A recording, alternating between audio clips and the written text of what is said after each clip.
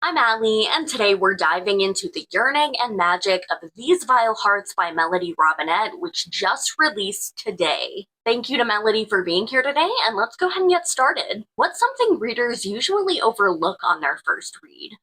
Something readers usually overlook on their first read is maybe if you're not super familiar with the names of plants, like the technical names of plants and flowers and things. A lot of the characters that are in the redwoods are named after something that may allude to what kind of person they are. Not always, but like for instance, durian is a smelly fruit, and amanita is a poisonous mushroom.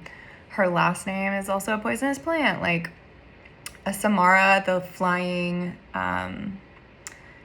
helicopter things that they have, is named after that seed that looks kind of like a helicopter blade.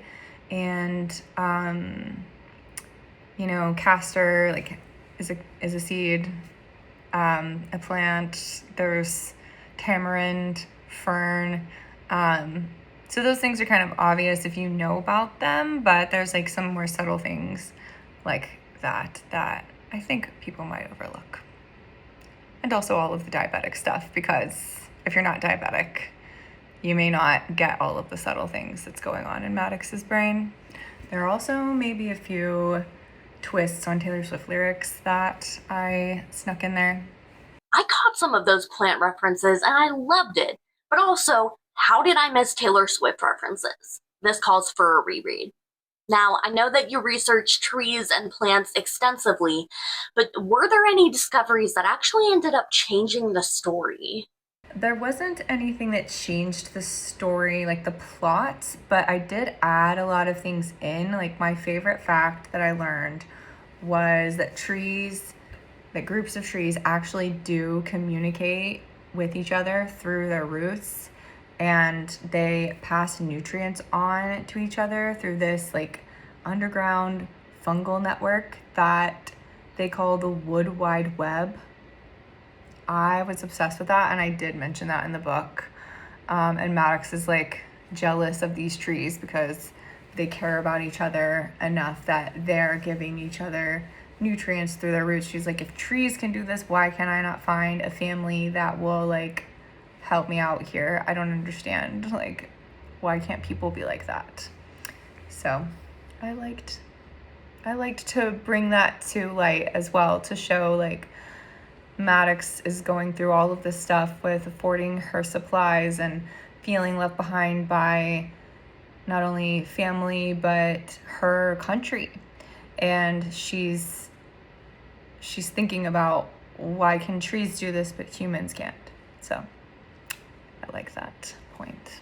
That is a good point. Like, if trees can be kind of altruistic, why can't people be? Now, you did mention that Maddox kind of has a difficult life and she's going through a rough time. You wrote her to be very tough on the exterior, but deeply vulnerable internally. How did you balance writing those two sides of her? With Maddox, it was not too difficult to balance the two sides of her personality, being extremely tough on one side of her and then pretty vulnerable on the other side. As far as Maddox, I don't identify with like how much she like says to other people, how much she cusses to other people. Like, I would probably be a little bit nicer about the things that she does, but I do identify with having to be stoic in the face of something like a disability like type 1 diabetes. You don't really have the option to be weak when it comes to that. Like, everyone says like, oh, you're so strong, you're so brave. Like, I have to be, because I will die if I don't take care of myself and I don't give myself insulin and like give myself shots and things like that. So I did identify with that.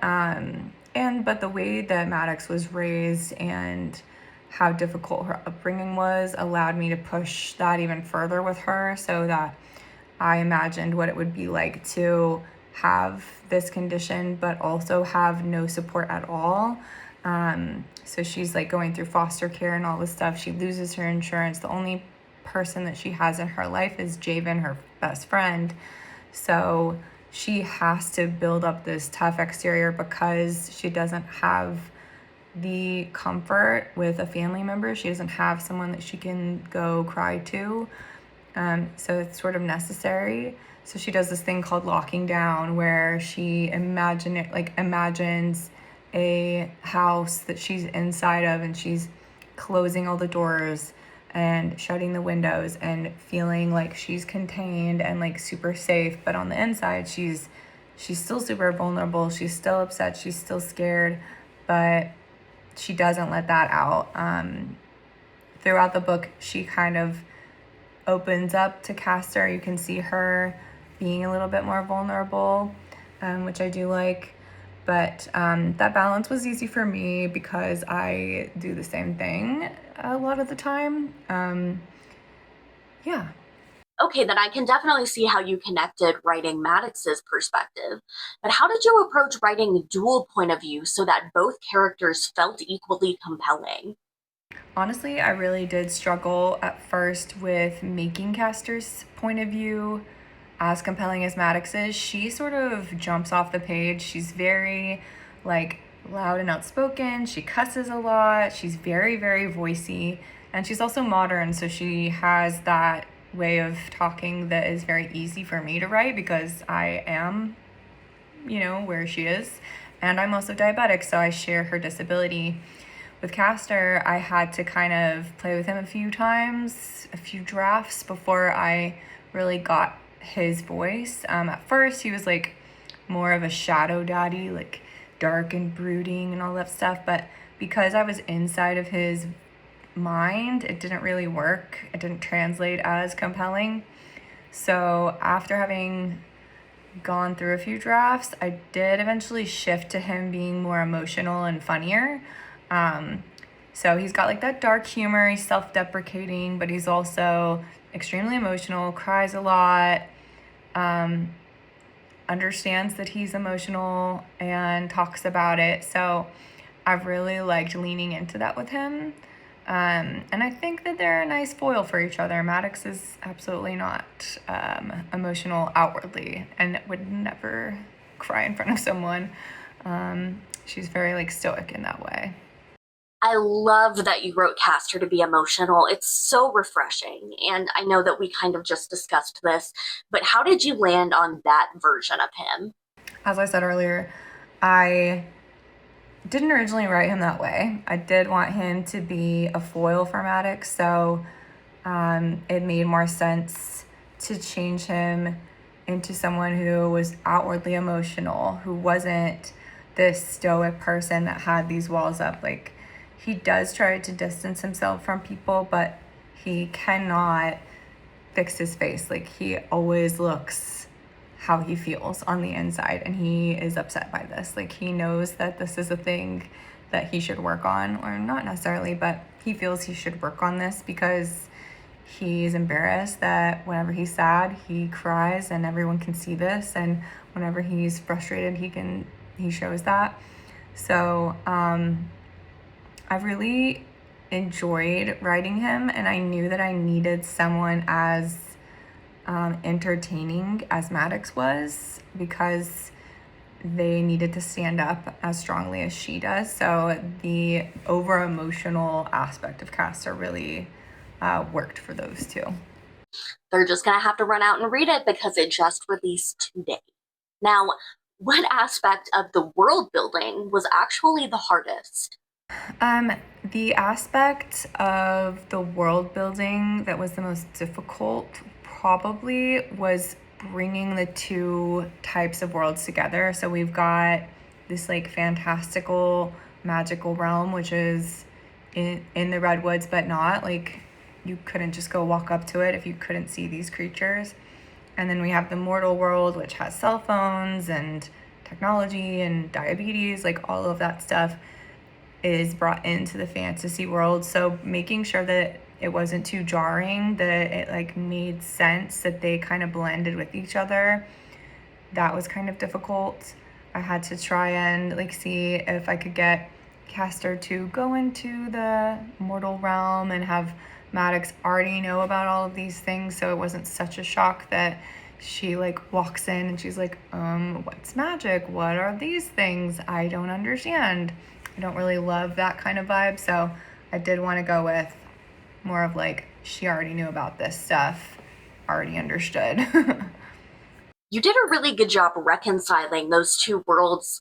You did a really good job reconciling those two worlds in a way that felt natural. Now, one of the things that makes this book so special to me is that the entire romance is built on two people hiding enormous truths from each other. What made you think deception as the foundation of the relationship? I love dramatic irony. I love whenever the audience knows something that the characters don't. For instance, How to Lose a Guy in 10 Days. We know that the girl, I don't remember their names right now, that the girl has to like do all of these things to get this guy to break up with her. She made a bet, like, she has to do this. And we know that the guy is like trying to win a bet that he can get this girl to fall in love with him. And like the delicious tension that brings to not only the audience but to the characters. I just love that sort of thing. So I knew that I wanted the characters to have this secret from each other, have all of this misunderstanding, these, not even misunderstanding, like they are purposely lying to each other. But the audience knows both of their secrets. So we're seeing all this stuff play out and we're like, oh my gosh, like getting stressed out. It just builds tension. And I love like forbidden yearning because we know that she's going to kill him. She can't fall in love with him. And we know that if he falls in love with her, or if she falls in love with him and he falls in love with her back, like she could die. So yeah, I just love that kind of forbidden yearning, love, romance, all of it. I'm a total sucker for yearning, and I do love secrets and tiptoeing around the truth in my characters. I don't do that. Now, one of the most striking aspects of this book is how type 1 diabetes is woven so naturally into Maddox's life. Why was it important that you never made that her entire identity? Well, as someone who shares the disability that Maddox has, I have type 1 diabetes.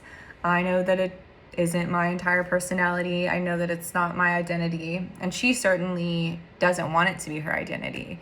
And it's not that she's embarrassed. It's not that I'm embarrassed. It's just that there's so much more to us than our disease. Having said that, I did want to show how much diabetes impacts our lives.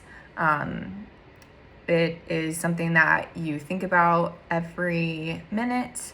You are aware of, or you try to be aware. I'll speak for myself. I try to be aware of every minute how my blood sugar is because it affects what I'm going to eat, what I'm not going to eat, the activity that I'm doing. If I can be in a room for an hour, like I'm a teacher, so I have to know what my blood sugar is going to be before I go into a classroom because I'm going to be in there for an hour. I can't have my blood sugar drop in the middle of class and not be able to leave. So it affects, like, I'm going on a walk with my husband and I took insulin earlier, so I'm probably going to drop. So I probably need to bring some candy with me. And those sorts of things were sort of blown into this giant issue for Maddox because she, unlike me, like I have a insulin pump and I have a constant glucose monitor on my phone. Like I can check all of these things. She has to test with her finger. She uses a syringe and a vial of insulin because those are the cheapest options for a diabetic.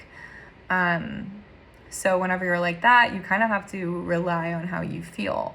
So as much as I didn't want it to be her identity, which it clearly isn't, she's clearly a badass who can like throw axes and fight for herself and loves her friends and sticks up for people who deserve to be stuck up for and loves deeply whenever she does love. But I did want to bring to light how much it impacts us and how some people are not as fortunate as others. So I, who have insurance and can afford, my supplies, would probably not kill a dryad king in exchange for a cure because, I'm not that morally gray. But if I lost my insurance, if I didn't have any family, if I was going to lose the place I was living, and I truly had no idea how I was going to survive, I would probably consider it. Yeah, that would definitely be appealing at that point. Now, beyond having a character that realistically lives with type 1 diabetes, the healthcare situation adds a real urgency to Maddox's choices. What conversations were you hoping readers would have after finishing these Vile Hearts? Honestly, I was hoping that the readers would be just as angry as I am, just as angry as Maddox is, to be like, how did this happen? Like, I don't understand how someone could get to the point where they were that desperate. Why are things so expensive? Why is it so impossible to pay for supplies if you don't have insulin in this country? How is this okay? So I did want that to be a major conversation, because it's not okay that I can afford things other people can't because I have insurance. It's not okay that I have to find a job that has coverage for my supplies to feel safe enough to live. And it's not okay that there are people who have to ration their insulin because they can't afford it. There are people dying in this country because they can't afford their insulin. And I want people to be mad about that. Because we should be. Anyway. Not to end on a negative note, but the book ends on a negative note, so I guess we can. I think that's a really interesting and thought-provoking note to end on, and I'm glad that you are bringing this conversation to the surface and speaking for a lot of people out there who are having trouble affording their insulin, because that's a major problem that needs to be addressed. Thank you, Melody, for being here with us today and giving us things to think about. To you guys, go check out These Vile Hearts, which just released today for the third time only. I'm saying that. I'll have it linked in the comments below. And I will see you guys next time for another Plotopsy.